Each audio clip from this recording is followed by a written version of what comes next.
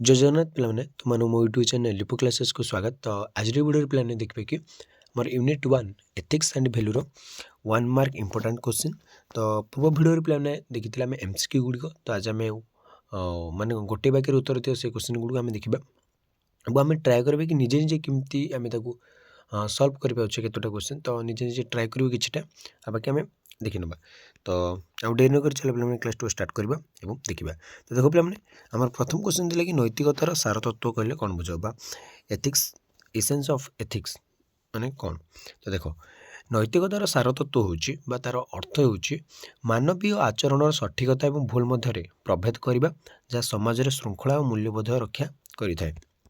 तो जब आम कह कहल नैतिकता कौन ना से आम मानवीय आचरण सठिकता भूल मध्य प्रभेद करवा से हूँ कौन ना नैतिकतार सार तत्व बा कौन पे आम नैतिकता व्यवहार करना मानवीय आचरण में सठिकता और भूल मध्य जो प्रभेद बा पार्थक्य देखा आम कह नैतिकतार सार तत्व जहाँ समाज में श्रृंखला और मूल्यबोध रक्षा करता है जहाँ कौन आम समाज गोटे श्रृंखला गोटे डिसिप्लिन और गोटे कौन भैल्यू क्रिएट करता है गोटे मूल्यबोध रक्षा करें। तो से भाव में 2 नंबर क्वेश्चन देखिए पे। तो नैतिकतार निर्धारक कौन देखिए पे नैतिकता निर्धारक कौन मानव क्रियार उद्देश्य परिस्थिति और कार्यर प्रकृति को नैतिकतार मुख्य निर्धारक कहुए। तो क्या नैतिकतार मुख्य निर्धारक कहुए मानव क्रियार उद्देश्य मनुष्य जहाँ कुछ तार उद्देश्य कौन तार परिस्थिति कौ परिस्थिति कर तार कार्यर प्रकृति कौन तो ताकू कह नैतिकतार मुख्य निर्धारक। तो मानव क्रियार नैतिक परिमाण कौन हो पारे बा जो आमर कन्सिक्वेन्स जो नैतिक परिमाणटा कौन हो पारे। नैतिक कार्य समाज विश्वास संतोष और मानसिक शांति प्रदान करे जोटे अनैतिक कार्य अस्थिरता सृष्टि करे। तो सब गोटे नैतिक कार्य पे सब समाज में कौन गोटे शांति रक्षा करें गोटे विश्वास जन्म थाए गोटे निज गोटे खुशी लगी थाए। किंतु आम देखिए जब अनैतिक कार्य गुड़िक आम कौन ना अस्थिरता सृष्टि कर असंतोष गोटे सृष्टि कर गोटे खराब भावना गोटे आसी थाए मनरे। तो 4 नंबर क्वेश्चन देखिए पे नैतिकता किपरि व्यक्तिर चरित्र गठन करे बहुत इंपोर्टेंट क्वेश्चन पे नैतिकता किपरि गोटे व्यक्तिर चरित्र गठन करे ना नैतिकता व्यक्ति को दायित्ववान करने सह तार निष्पत्ति नेबा क्षमता को स्वच्छ और न्यायपूर्ण करें। तो नैतिकता कौन पे व्यक्ति को दायित्ववान करने सहित तार निष्पत्ति नेबा क्षमता को स्वच्छ और न्यायपूर्ण करें। तो से भाव 5 नंबर क्वेश्चन देखिए पे ना विवेक नैतिकता की भूमिका ग्रहण करे। विवेक हूँ जड़े व्यक्तिर अंतर्निहित स्वर से आम विवेक बोली सेमती किसी आम बाहर गोटे पार्ट ना गोटे अंग सेमती किसी ना से आम अंतर्निहित गोटे स्वर जहाँ तक ठीक कार्य प्रेरित करे और भूल कार्य निवृत्त रखे। तो कहते तोते तो विवेक बाधा दूनी तो से माने से गोटे कार्य कला बेले गोटे गोटे माने लोक कथा अच्छे तो विवेक तोते बाधा दूनी। तो कौन ना से जो व्यक्तिर अंतर्निहित स्वर है से व्यक्ति तार से अंतर्निहित स्वर जहाँकि आम ठीक कार्य प्रेरित करे भूल कार्य से भूल कार्य दूरे रखे निवृत्त रखी था। तो से भाव में 6 नंबर क्वेश्चन देखिए पे व्यक्तिगत और साधारण संपर्क में नैतिकता व्यक्तिगत संपर्क में नैतिकता करे कौन बुझ। तो देख तो व्यक्तिगत और साधारण संपर्क नैतिकता तो ताली व्यक्तिगत संपर्क नैतिकता कहले कौन बुझा। तो ये क्वेश्चन आम देखा तो यह परिवार और बंधु मान सह रही संपर्क को बुझाए। तो व्यक्तिगत संपर्क जो कहवा यहाँ आम परिवार बंधु मान सहित थिबा संपर्कटा बुझाए जोटे भल पाइबा विश्वास और सहानुभूति मुख्य आधार अटे। तो ये जो व्यक्तिगत संपर्क में तो से क्या क्या बुझे ना परिवार और बंधु मान सह संपर्क यहाँ हूँ आमर कहवा व्यक्तिगत संपर्क बा से संपर्क में से नैतिकतार भल पाइबा विश्वास और सहानुभूति हूँ मुख्य आधार। तो यही 3टी आमर सेठारे जन्मी थाए से रही थाए माने मुख्य आधार भाव से रही थाए। तो साधारण बा सार्वजनिक संपर्क में नैतिकतार महत्व कौन देखा पे ना साधारण संपर्क में निरपेक्षता स्वच्छता और उत्तरदायित्व रक्षा करने नैतिकतार प्रमुख लक्ष्य। तो किंतु आम जदि व्यक्तिगत संपर्क देखा से भल पाइबा एवं कौन स्नेह बा विश्वास जन्माइबा आ सहानुभूति ये 3टी हूँ मुख्य आधार और साधारण बा सार्वजनिक संपर्क में ये 3 हूँ मुख्य आधार। तो सार्वजनिक जीवन उत्तरदायित्व कौन बा अकाउंटेबिलिटी कौन तो निजर कार्य और निष्पत्ति उपरिस्थ अधिकारी कि जनसाधारण निकट कैफियत देवाक उत्तरदायित्व कहुए। तो किसी कैफियत देवाक आम कह कौन ना उत्तरदायित्व। तो नैतिक द्वंद्व कहले कौन बुझा जाए। तो देखिए पे जितेबाला 2टी सामान नैतिक मूल्यबोध मध्य गोटे को बाछा कष्टकर हो पड़े ताकू नैतिक द्वंद्व कहुए। जितेबाला 2टी सामान नैतिक मूल्यबोध थी जदि सामान माने ठीक ठीक भाव में सामान भाव में जब नैतिक मूल्यबोध थी 2टी से भर जब आम गोटे बाछाटा कष्टकर हो गला ताहले ताको आमे कहबा नैतिक द्वंद्व।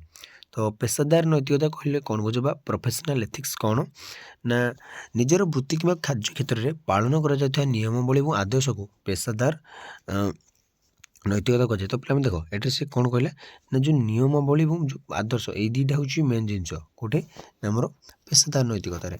तो जहाँ माने से जो कार्य क्षेत्र में कार्य करुचे गोटे व्यक्तिटे बा गोटे मनुष्यटे तो निजर वृत्ति बा कार्य क्षेत्र में से जहाँ जहाँ नीति नियम पालुची बा तार से कार्य क्षेत्र जहाँ आदर्श रही ताकू पालिबा को आमे कहबा पेशादार नैतिकता।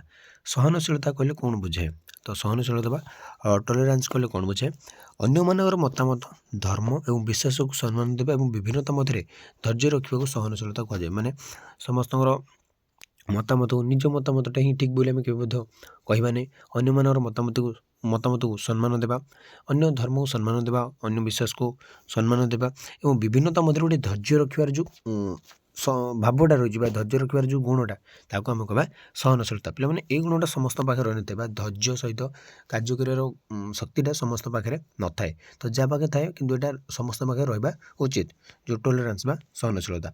अनुकंपार अर्थ कौन बा कंपासेशन। तो कंपासेशन मन अर्थ कौन देखा अन्यर दुख को बुझा सह ताकू दूर करने सक्रिय भाव चेष्टा करने अनुकंपा कहुए। जड़े दुखरे पड़े ताकू दुखरे आम साहाय्य करबा बा ता दुखरे आम दुखी हेबा तो ताकू आम कहबा अनुकंपा। तो जोटा कि बहुत बहुत भल जिनिस पिला माने आम समाज पई बा हमर नैतिकता पई। तो तापर आसला जुक्तियुक्तता बा रेशनालिटी किपरि सहायक हुए। जुक्तियुक्तता व्यक्ति को अंधविश्वास न पड़ी तथ्य और प्रमाण आधार निष्पत्ति नेबार साहाय्य करे। तो जुक्तियुक्तटा जिते गोटे कार्यपाई जो गोटे कथा को लेकर कौन गोटे कार्य जो आम आरंभ करचे जो आम जुक्तियुक्तटा देखुचे माने जदि मैं कि गोटे मन गोटे भल स्टार्ट करें तो आम हठात अंधविश्वास न पड़ी जो तार ठीक तथ्य और प्रमाण आधार से निष्पत्ति नेबा से जिन स्टार्ट करवा आम कह जुक्तियुक्तता जेको क्षेत्र में तथ्य और प्रमाण हो मुख्य जिनिस। तो आम मन इच्छा किसी अंधविश्वास न पड़ी कि गोटे कौन कहला हाँ आम स्टार्ट करवा ना तो आम तार तथ्य देखा प्रमाण देखा सब किसी निरीखी परीखी माने कौन निष्पत्ति नेबा सेटा होची जुक्तियुक्तता। तो निरपेक्षता कौन बा ऑब्जेक्टिविटी। तो देखा निजर व्यक्तिगत पसंद कि पक्षपातिता दूरे रखी केवल गुणवत्ता आधार निष्पत्ति नेबाको निरपेक्षता कहुए। तो निजर से व्यक्तिगत पसंद देखा जाए समस्त पसंद को देखा यहाँ पक्षपातिता करा समस्त निष्पत्ति को ग्रहण कर समस्त निष्पत्ति को मानवा गोटे पड़ो। तो ताको आम कहबा निरपेक्षता बा निरपेक्ष माने कौन पिला माने एकुटिए नुह बा व्यक्तिगत नुह तो समस्त तथ्य को ये समस्त मतामत को ये ग्रहण कर।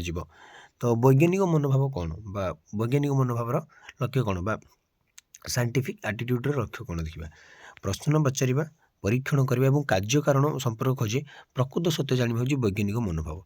तो प्रथम प्रश्न पचार से जिन गोटे टपिक जो टपिक माने करा जाउछि गोटे परीक्षण ताकू परीक्षण करवा और कार्य कारण संपर्क तो से कार्यर कारण कौन तो तार संपर्क खोजी प्रकृत सत्य जाना हूँ वैज्ञानिक मनोभाव। तो प्रकृत सत्यटा कौन ताकू जानाटा हूँ कौन वैज्ञानिक मनोभाव। तो साधुता बा इंटेग्रिटी कौन निजर नैतिक नीति में अटल रहा कौन भी परिस्थिति नीति सह सालिश न करने को साधुता कहुए। मैंने साधुता पुणी केते जिते झड़ झंझा आसो जिते प्रोब्लेम आसिले जिते असुविधा आसिले निज नीति में कहीं अटल रहा निज नीति में अटल रहा और कौन भी परिस्थिति नीति सह सालिश न करने को साधुता कहुए। सहानुभूति बा इम्फादी कहले कौन बुझे निजको अन्यर स्थान रखी तार परिस्थिति बा भावना को अनुभव करने को सहानुभूति कहुए। माने जड़े पिला माने गोटे सिचुएसन पड़ी जड़े माने कौन होना जो जोर से मन कर तार गोड़ कि हाथ गोटे भांगी भाव तुम से परिस्थिति तुमको केमी लगता तो ସେଇଟା तुम भाव तो ता सहित कौन ना से भावना तुम अनुभव कर भाव मत केमती लगी था तो सहीटा को आम कह सहानुभूति। तो से जो अनुभूतिटा पाँच से जो कष्ट पाँच से जहाँ मन चलुची बर्तमान से आम ही केमती अवस्था होता आमर आम केमती भावी था तो निज से स्थान में रखी जब बुझीदेव ताको आम कह सहानुभूति। तो सामाजिक न्याय किपर एक मानवीय मूल्यबोध। तो समाज प्रत्येक व्यक्ति को समान सुजोग और सम्मान प्रदान करने सामाजिक न्यायर मूल लक्ष्य। तो सामाजिक न्यायर मूल लक्ष्य कौन ना प्रत्येक व्यक्ति को आम समान सुजोग देवा और सम्मान प्रदान करवा। तो यहाँ हूँ आमर कौन सामाजिक न्यायर गोटे मूल्यबोध। ନୈତିକ ସାହସ କ'ଣ ପିଲାମାନେ ଦେଖିବା। ଭୟ ନ କରି ନିଜର ନୈତିକ ସାହସ ବିଶ୍ୱାସ ଏବଂ ସତ୍ୟ ପାଇଁ ଛିଡ଼ା ହେବାକୁ ନୈତିକ ସାହସକୁ ଆମେ ଭୟ କରିବାନି। ନିଜର ସତ୍ୟ ପାଇଁ ବା ନିଜର ବିଶ୍ୱାସ ପାଇଁ ଆମେ ସବୁବେଳେ ଛିଡ଼ା ହେବା, ତ ତାକୁ ଆମେ କହିବା ନୈତିକ ସାହସ। ନମ୍ରତାର ଗୁରୁତ୍ୱ କ'ଣ? ହେଲା, ନମ୍ରତା ବ୍ୟକ୍ତିକୁ ଅହଙ୍କାର ମୁକ୍ତ କରେ ଏବଂ ଅନ୍ୟମାନଙ୍କ ଠାରୁ ଶିଖିବା ପାଇଁ ସୁଯୋଗ କରେ। ତ ସବୁବେଳେ ଆମେ ନମ୍ରତା ଭାବ ରଖିବା। ତ ନମ୍ରତା ଭାବ ଦ୍ୱାରା ଗୋଟେ ଅହଙ୍କାରରୁ ମୁକ୍ତି କରେ। ମାନେ ଆମର ଅହଙ୍କାର ଯେଉଁ ଜିନିଷଟା ଅଛି, ସବୁଠାରୁ ଖରାପ ଜିନିଷ ଆମ ଜୀବନରେ ଯଦି ଆମେ ଦେଖିବା ଅହଙ୍କାର, ତ ସେଇଟାକୁ ଆମର ମୁକ୍ତ ହେଇଯିବା ଯଦି ଆମ ପାଖରେ ନମ୍ରତା ଗୁଣ ଅଛି ଏବଂ ଆମେ ଅନ୍ୟମାନଙ୍କ ଠାରୁ ସବୁ କିଛି ମାନେ ବହୁତ କିଛି ଆମେ ଶିଖିପାରିବା ବା ଆମକୁ ସେ ଶିଖିବା ପାଇଁ ବହୁତ ସୁଯୋଗ ପ୍ରଦାନ କରିବ ନମ୍ରତା। ତ ଗାନ୍ଧିଜୀଙ୍କ ଅହିଂସାର ଧାରଣା କ'ଣ ପିଲାମାନେ ଦେଖିବା। ଅହିଂସା କେବଳ ଶାରୀରିକ ଆଘାତ ନୁହେଁ, ବରଂ ମନ, ବଚନ ଏବଂ କର୍ମରେ କାହାରିକୁ କଷ୍ଟ ନ ଦେବାକୁ ବୁଝେ। ଖାଲି ଆମେ ଶାରୀରିକ ଆଘାତ ନ ଦେଲେ ତାକୁ ଆମେ କହିବାନି ଅହିଂସା। ଆମେ କେବେ ମଧ୍ୟ କାହା ମନରେ କିମ୍ବା କାହା କଥାରେ ବା କାହା କର୍ମରେ ବା କାର୍ଯ୍ୟରେ କେବେ ମଧ୍ୟ କଷ୍ଟ ନ ଦେବା। ତ ସେଇଟା ହେଉଛି ଆମର କ'ଣ ନା ଅହିଂସା। ଗାନ୍ଧିଜୀଙ୍କ ପାଇଁ ସତ୍ୟ କ'ଣ ଥିଲା? ଗାନ୍ଧିଜୀଙ୍କ ମଧ୍ୟରେ ସତ୍ୟ ହିଁ ଭଗବାନ ଏବଂ ପ୍ରତ୍ୟେକ କାର୍ଯ୍ୟ ସତ୍ୟ ଉପରେ ଆଧାରିତ ହେବା ଉଚିତ। ତ ବହୁତ ବଢ଼ିଆ ବଢ଼ିଆ ମାନେ ପଏଣ୍ଟ ଯାହା ପିଲାମାନେ ମନେ ରଖିଥିବ। ସର୍ବୋଦୟର ଅର୍ଥ କ'ଣ? ସର୍ବୋଦୟର ଅର୍ଥ ହେଉଛି ସମାଜର ପ୍ରତ୍ୟେକ ବର୍ଗର ଲୋକମାନଙ୍କର ସର୍ବାଙ୍ଗୀନ ଉନ୍ନତି ଏବଂ କଲ୍ୟାଣ। ତ ସର୍ବୋଦୟ ମାନେ ସମସ୍ତଙ୍କର ଉଦୟ ହେବ ବା ସମସ୍ତଙ୍କର କ'ଣ ନା ମଙ୍ଗଳ ଏବଂ ବା ସମସ୍ତଙ୍କର ଉନ୍ନତି ଏବଂ କଲ୍ୟାଣ ହେବ। ତ ଦେଖିଲେ, ତ ସେଭଳି ଭାବରେ ଦେଖ 23 ନମ୍ବର ଅନ୍ତ୍ୟୋଦୟ କାହାକୁ କୁହାଯାଏ? ନା ସମାଜର ଶେଷ ଧାଡ଼ି ଥିବା ସବୁଠାରୁ ଗରିବ ବ୍ୟକ୍ତିର ସେବା ଏବଂ ଉତ୍ଥାନକୁ ଅନ୍ତ୍ୟୋଦୟ କୁହାଯାଏ। ମାନେ ଯିଏ ତଳେ ପଡ଼ିଛି ସେମାନଙ୍କୁ ଉଠିବାକୁ ଅନ୍ତ୍ୟୋଦୟ। ତ ସମସ୍ତଙ୍କର ମଙ୍ଗଳ ବା ସମସ୍ତଙ୍କର ଉତ୍ଥାନକୁ ବା ସମସ୍ତଙ୍କର ଉନ୍ନତିକୁ ଆମେ କହିବା ସର୍ବୋଦୟ। ତ ଗାନ୍ଧିଜୀଙ୍କ ନିରପେକ୍ଷ ଜାତୀୟତା କ'ଣ ଦେଖିବା। ଏହା ଏପରି ଏକ ଦେଶ ପ୍ରେମ ଯାହା ଅନ୍ୟ ଦେଶକୁ ଘୃଣା କରେ ନାହିଁ, ବରଂ ବିଶ୍ୱ କଲ୍ୟାଣରେ ବିଶ୍ୱାସ କରେ। ତ ଅବଜେକ୍ଟିଭିଟି ନ୍ୟାସନାଲିଜିମ୍ କ'ଣ ନା ପିଲାମାନେ, ସେ ଏପରି ଗୋଟେ ଦେଶ ପ୍ରେମ ଯାହାକି ଅନ୍ୟ ଦେଶକୁ ସେ ଘୃଣା କରେନି, କିନ୍ତୁ ସେ ବରଂ ସେ ବିଶ୍ୱ କଲ୍ୟାଣ ଟୋଟାଲ ବିଶ୍ୱକୁ ସେ ଏକ ବୋଲି ଭାବେ ବା ବିଶ୍ୱ କଲ୍ୟାଣ ଟୋଟାଲି କେମିତି ବିଶ୍ୱର ଉନ୍ନତି ହେଉ ସେ ଭାବେ। ମଣିଷ ଗଢ଼ିବା ଶିକ୍ଷା କହିଲେ କ'ଣ ବୁଝେ? ଦେଖ ପିଲାମାନେ, ଶିକ୍ଷା ଯାହା କେବଳ ଜ୍ଞାନ ନୁହେଁ, ବରଂ ବ୍ୟକ୍ତିର ଚରିତ୍ର, ଆତ୍ମା ଏବଂ ଶରୀରର ପୂର୍ଣ୍ଣ ବିକାଶ କରିଥାଏ। ପିଲାମାନେ ବହୁତ ଇମ୍ପୋର୍ଟାଣ୍ଟ। ମଣିଷ ଗଢ଼ିବା ଶିକ୍ଷା ଅର୍ଥ କ'ଣ ବା ଏଜୁକେସନ୍ ଫର୍ ମ୍ୟାନ୍ ମେକିଂ କହିଲେ କ'ଣ ବୁଝ? ନା ବ୍ୟକ୍ତିର ଚରିତ୍ର, ଆତ୍ମା ଏବଂ ଶରୀରର ପୂର୍ଣ୍ଣ ବିକାଶକୁ ଆମେ କହିବା ମଣିଷ ଗଢ଼ିବା ଶିକ୍ଷା। କେବଳ ଜ୍ଞାନ ନୁହେଁ, ହେଲା, ଜ୍ଞାନ ନୁହେଁ ବରଂ ବ୍ୟକ୍ତିର ଚରିତ୍ର ଏଠାରେ ବେଶୀ ଇମ୍ପୋର୍ଟାଣ୍ଟ। ନୈତିକ ଜୀବନରେ ଗାନ୍ଧିଜୀଙ୍କ ଅସ୍ତେୟ କ'ଣ? ହେଲା, ଆବଶ୍ୟକତାଠାରୁ ଅଧିକ ଜିନିଷ ସଂଗ୍ରହ କରିବା ମଧ୍ୟ ଏକ ପ୍ରକାର ଚୋରି ବୋଲି ଗାନ୍ଧିଜୀ ବିଶ୍ୱାସ କରୁଥିଲେ। ମାନେ ଆମକୁ ଯେତେକ ଦରକାର ସେତିକି ହିଁ ଆମ ପାଖରେ ଜିନିଷ ସଂଗ୍ରହ କରିବା, ତାଠାରୁ ଅଧିକ ଯଦି ଆମେ ସଂଗ୍ରହ କରିବା ସେଇଟା ଗୋଟେ ଚୋରି ବୋଲି ମଧ୍ୟ ଗାନ୍ଧିଜୀ ବିଶ୍ୱାସ କରୁଥିଲେ। ତ ଗାନ୍ଧିଜୀଙ୍କ ଅପରିଗ୍ରହ କ'ଣ? ନା ଜୀବନରେ ସାଧାରଣ ଜିନିଷ ସନ୍ତୁଷ୍ଟ ରହିବା ଏବଂ ଅଯଥା ସମ୍ପତ୍ତି ପ୍ରତି ମୋହତ୍ୟାଗ କରିବାକୁ ଅପରିଗ୍ରହ କୁହାଯାଏ। ମାନେ ଯେତିକି ଆମକୁ ଦରକାର ସେତିକି ଆମେ ସଂଗ୍ରହ କରିବା, ସେତିକି ଆମେ ମାନେ ମୋହମାୟା ଆମେ ରଖିବା, ଅଧିକ ମୋହମାୟା ରଖିବା ନାହିଁ। ଅଧିକ ମୋହମାୟା ଦ୍ୱାରା ସେଇଟା ଗୋଟେ ଖରାପ ଜିନିଷ ବୋଲି ଗାନ୍ଧିଜୀ କହୁଥିଲେ। ତ ସତ୍ୟାଗ୍ରହର ମୂଳନୀତି କ'ଣ ଦେଖିବା ପିଲାମାନେ? ସତ୍ୟର ଶକ୍ତିରେ ବଳିୟାନ ହୋଇ ବିନା ହିଂସାରେ ଅନ୍ୟ ବିରୋଧରେ ଲଢ଼େଇ କରିବା ସତ୍ୟାଗ୍ରହ ଅଟେ। ମାନେ ସତ୍ୟର ଶକ୍ତି, ସତ୍ୟ ହେଉଛି ସତ୍ୟାଗ୍ରହର ମୁଖ୍ୟ ଆଧାର। ତ ସେଇ ସତ୍ୟର ଶକ୍ତିରେ ହିଁ ଆମେ ବଳିୟାନ ହେବା ଏବଂ ବିନା ହିଂସାରେ ଅନ୍ୟ ବିରୁଦ୍ଧରେ ଆମେ ଯଦି ଲଢ଼େଇ କରିବା ତାକୁ ଆମେ କହିବା ସତ୍ୟାଗ୍ରହ। ତ ସେବା ପ୍ରତି ଗାନ୍ଧିଜୀର ଦୃଷ୍ଟିକୋଣ କ'ଣ ଥିଲା? ନା ଗାନ୍ଧିଜୀ ବିଶ୍ୱାସ କରୁଥିଲେ ଯେ ମାନବ ସେବା ହିଁ ମାଧବ ସେବା ବା ଈଶ୍ୱରଙ୍କ ପ୍ରକୃତ ସେବା ହେଉଛି କ'ଣ? ମାନବ ସେବା। ଯଦି ଆମେ ମାନବ ସେବା କରୁଛେ ତାହେଲେ ଆମକୁ ଈଶ୍ୱର ନିହାତି ଭାବରେ ଈଶ୍ୱରଙ୍କ ସେବା କରୁଛେ ବୋଲି ଆମକୁ ମନେ ପଡ଼େ। ତ ସାଧ୍ୟ ଏବଂ ସାଧନ ମଧ୍ୟରେ ସମ୍ପର୍କ କ'ଣ ବା ଏଣ୍ଡ ଆଣ୍ଡ ମିନ୍ସ ମଧ୍ୟରେ ସମ୍ପର୍କ କ'ଣ? ସାଧ୍ୟ ହେଉଛି ଆମର ଲକ୍ଷ୍ୟ ଏବଂ ସାଧନ ହେଉଛି ସେ ଲକ୍ଷ୍ୟ ହାସଲ କରିବା ପାଇଁ ବ୍ୟବହୃତ ଉପାୟ। ମାନେ ଯେଉଁ ଉପାୟରେ ଆମେ ଲକ୍ଷ୍ୟଠୁ ସାଧନ କରିବା। ତ ଯେମିତି ଆମେ ଗଛରେ ଫଳ ଫଳିଛି ପିଲାମାନେ, ଆମେ କ'ଣ ଟେକା ଦ୍ୱାରା ହେଇପାରିଲା, ଆମେ କିଛି ଛୋଟ ବାଡ଼ି ଦ୍ୱାରା ଆମେ ମଧ୍ୟ ତୋଳିପାରିବା, ଗଛରେ ଚଢ଼ି ତୋଳିପାରିବା, ଯେଉଁ ନଳ ଧରିକି ମଧ୍ୟ ଆମେ ତୋଳିପାରିବା। ତ ଏଇ ଯେଉଁ ଗୋଟେ ଗୋଟେ କହିଲି ଚାରୋଟି ଜିନିଷ, ଏମାନେ ହେଉଛନ୍ତି ଗୋଟେ ଗୋଟେ ଉପାୟ, କିନ୍ତୁ ଆମ ଲକ୍ଷ୍ୟ କ'ଣ ହେଉଛି ନା ଫଳ ତୋଳିବା। ହେଲା, ତ ଲକ୍ଷ୍ୟ ଏବଂ ସାଧ୍ୟ ଏବଂ ସାଧନ ବିଷୟରେ ତ ବୁଝିପାରିଲ। ସାଧ୍ୟ ହେଉଛି କ'ଣ? ସେ ଲକ୍ଷ୍ୟଟା ଏବଂ ସାଧନ ହେଉଛି ଲକ୍ଷ୍ୟ ହାସଲ କରିବା ପାଇଁ ଯେଉଁ ଉପାୟଟା। ଗାନ୍ଧିଜୀଙ୍କ ମତରେ ସାଧନର ପବିତ୍ରତା କାହିଁକି ଜରୁରୀ? ଗାନ୍ଧିଜୀ କହୁଥିଲେ ଯେ ଯଦି ସାଧନ ଅଶୁଦ୍ଧ ହୁଏ ତେବେ ଶୁଦ୍ଧ ସାଧନ ବା ଲକ୍ଷ୍ୟ ହାସଲ କରିବା ଅସମ୍ଭବ ହୋଇପଡ଼ିବ। ବୁଝିପାରିଲ ନା ପିଲାମାନେ? ଲକ୍ଷ୍ୟ ସାଧନ ପାଇଁ ଯେକୌଣସି ଉପାୟ ଗ୍ରହଣ କରାଯାଇପାରେ। ଏହା କି ପ୍ରକାର ଚିନ୍ତାଧାରା? ନା ଏହା ହେଉଛି ମ୍ୟାକିଆଭେଲିଆନ୍ ଚିନ୍ତାଧାରା, ଯେଉଁଠାରେ କେବଳ ଫଳାଫଳ ଉପରେ ଗୁରୁତ୍ୱ ଦିଆଯାଏ, ଉପାୟ ଉପରେ। ଯେକୌଣସି ଉପାୟରେ ମଧ୍ୟ ତୁମେ ଫଳାଫଳଟାକୁ ହିଁ ଗ୍ରହଣ କରାଯାଏ। ଏଠାରେ କି ଚିନ୍ତାଧାରା, ଏଇଟା କହୁଛି ମ୍ୟାକିଆଭେଲିଆନ୍ ଚିନ୍ତାଧାରା। ବୁଝିପାରିଲ ନା ପିଲାମାନେ? ତ 33 ନମ୍ବର କ୍ୱେଶ୍ଚିନ୍ ଦେଖିବା। ସାଧନ କିପରି ସାଧ୍ୟକୁ ପ୍ରଭାବିତ କରେ? ଖରାପ ଉପାୟରେ ହାସଲ ହେଉଥିବା ସଫଳତା ସମାଜରେ ଅରାଜକତା ସୃଷ୍ଟି କରେ ଏବଂ ସେ ସଫଳତା ସ୍ଥାୟୀ ହୋଇନଥାଏ। ତ ଦେଖ ପିଲା, ଯେମିତି ମୁଁ କହିଲି ଫଳ ତୋଳିବା, ତା ବୋଲି ଆମେ କ'ଣ କରିବା ନା ଗୋଟେ ଗଛଟା ପୁରା ମୂଳରୁ କାଟିଦେବା, ସେ ତଳେ ପଡ଼ିଯିବ, ସେଇଠୁ ତାପରେ ଆମେ ଫଳ ତୋଳିଦେବା। ତ ସେଇଟା ଗୋଟେ କ'ଣ କାର୍ଯ୍ୟ କି? ନା। ତ ତ ସେଇଟା ଗୋଟେ ଖରାପ କାର୍ଯ୍ୟ ବା ଗୋଟେ ଆମେ ଖରାପ ଉପାୟରେ ସେ ମାନେ କ'ଣ ଲକ୍ଷ୍ୟଟା ପ୍ରାପ୍ତ କଲେ ବା ଫଳଟାକୁ ଖାଇବାକୁ ଆମେ ଚେଷ୍ଟା କଲେ, କିନ୍ତୁ ନା, ତ ଆମର ବହୁତ ଗୁଡ଼ିଏ ଉପାୟ ଅଛି।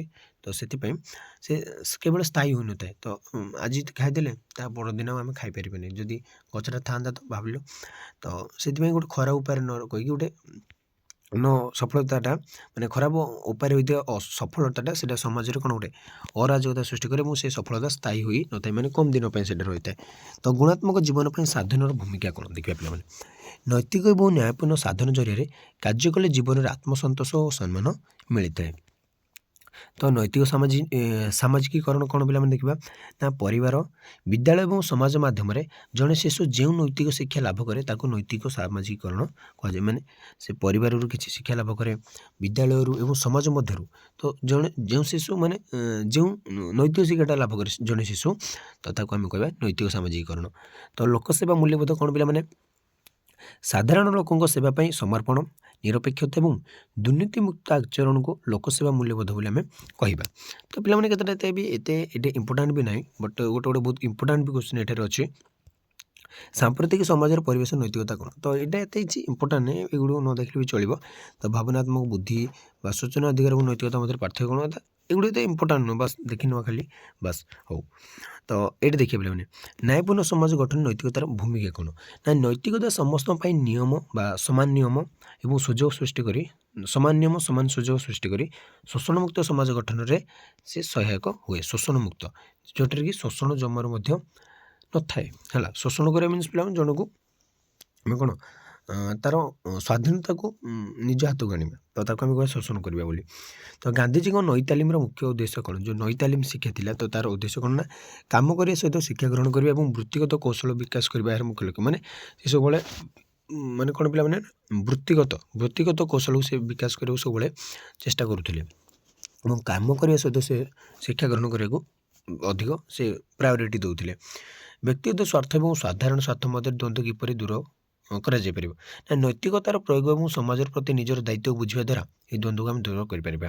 ତ ବ୍ୟକ୍ତିଗତ ସ୍ୱାର୍ଥ ଆଉ ସାଧାରଣ ସ୍ୱାର୍ଥ ଯେଉଁ ରହୁଛି, ସେ ଭିତରେ ଯେଉଁ ଆମେ ଦ୍ୱନ୍ଦ୍ୱଟା ରହୁଛି, ଆମେ କେମିତି ଦୂରେଇବା? ନା, ନୈତିକତାର ପ୍ରୟୋଗ କରିବା ଏବଂ ସମାଜ ପ୍ରତି ନିଜର ଗୁରୁତ୍ୱଟା ବା ନିଜର ଦାୟିତ୍ୱଟାକୁ ବୁଝିବା। ତାହେଲେ 43 ନମ୍ବର କ୍ୱେଶ୍ଚିନ୍ ଦେଖିବା ପିଲାମାନେ, ପରିବାର କିପରି ମୂଲ୍ୟବୋଧ ଶିକ୍ଷାର ପ୍ରଥମ ପାହାଚ? ତ ଦେଖ ପିଲାମାନେ, ସେ ପଚାରିଛି ପରିବାର, ବହୁତ ଇମ୍ପୋର୍ଟାଣ୍ଟ ପିଲାମାନେ ଏଇଟା ହେଲା। ତ ଶିଶୁ ନିଜ ପରିବାରରୁ ହିଁ ପ୍ରଥମେ ସ୍ନେହ, ଆଦର, ସମ୍ମାନ ଏବଂ ସତ୍ୟବାଦିତାର ଶିକ୍ଷା ପାଇଥାଏ।